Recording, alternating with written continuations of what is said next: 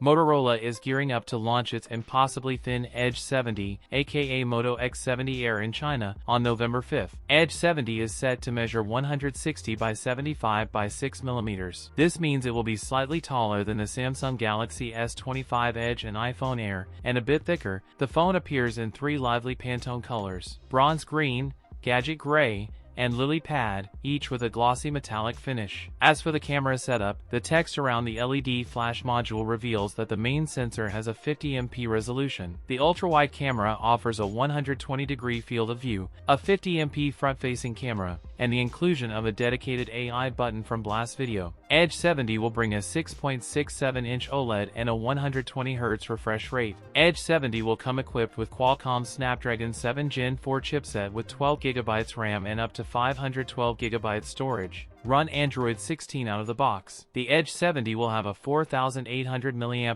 battery, support for 68W wired and 15W wireless charging. The phone will have speakers with Dolby Atmos. That's it for today's video. If you enjoyed it, don't forget to like, comment, and subscribe for more content. Thanks for watching, and I'll see you in the next one.